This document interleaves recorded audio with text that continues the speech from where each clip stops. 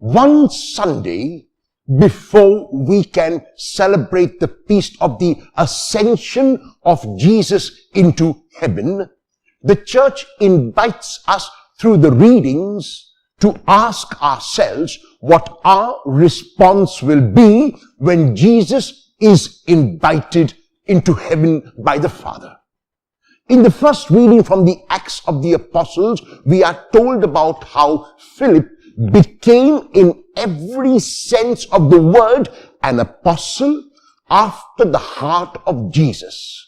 The word apostle comes from the Greek apostello, which means to be sent.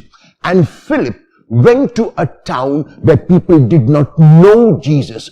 And in that town, he not merely proclaimed Jesus by the words that he spoke. He proclaimed Jesus primarily by the actions that he performed. So the reason why Philip could make people whole, could exorcise demons, could cure the lame and the blind and the sick was because he had faith that his Lord would accompany him, and his Lord accompanied him on this journey.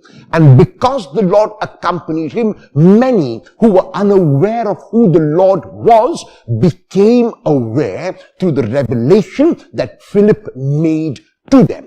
The revelation of Philip never remained at the theoretical level. It was always a revelation which was translated into action. And that is why in the second reading of today, from the first letter of Peter, chapter 3, verses 15 to 18, Peter says that anyone who believes in Jesus has to make him known. This revelation of Jesus, according to Peter, must not be made in arrogance. It must not be made in pride. It must not be to show that we and others are superior and they are inferior. It must be done with the utmost courtesy. It must be done in the manner in which people will be drawn to listen and experience. So the revelation of our faith has to be a revelation which will invite everyone to show that Jesus himself was inclusive and never pushed people away from him. Anyone who wants to experience the truth in Jesus must be welcomed into the community. The community has to represent Jesus not merely by the words that they speak, but by the actions that they perform. In the gospel text of today, just before he is taken up into heaven, Jesus reiterates what is said by Philip and what is done by Peter in the gospel text of today, when he begins by telling his disciples that if they love him, that love will be shown in their keeping their commandments. The commandment which Jesus gave was a commandment of unconditional love. When he came into Galilee proclaiming the good news of God, this was his proclamation that God loves.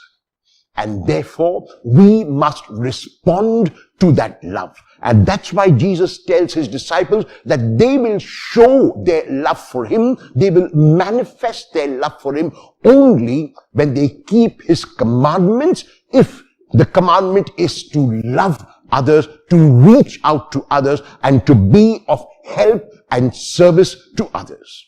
Jesus came not as a warrior Messiah. He came as a Messiah riding on the colt of a donkey so that he could reveal to the world his own idea of kingship. He was a king who came to serve. In his kingdom, authority meant service. In his kingdom, being first meant being last. In his kingdom, wanting to take the first place meant willingness to take the last place.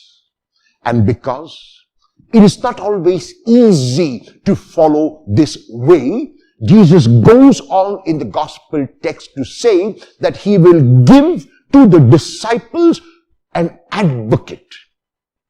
The word advocate means someone who is called near, the parakletos, someone who is called near and to defend defend oneself in time of trial, to help oneself in time of trial. This is who Jesus will give to the disciples. He will not leave them abandoned. He will not leave them without help, even though he cannot remain with them but must ascend to the Father. He will leave them along with an advocate who will reveal to them not a different message, not a different commandment, but the same commandment which Jesus already revealed, which was a command that he received from the Father. So whether it is the Father, whether it is Jesus, whether it is the advocate, the revelation is the same, and the revelation is of a God of love.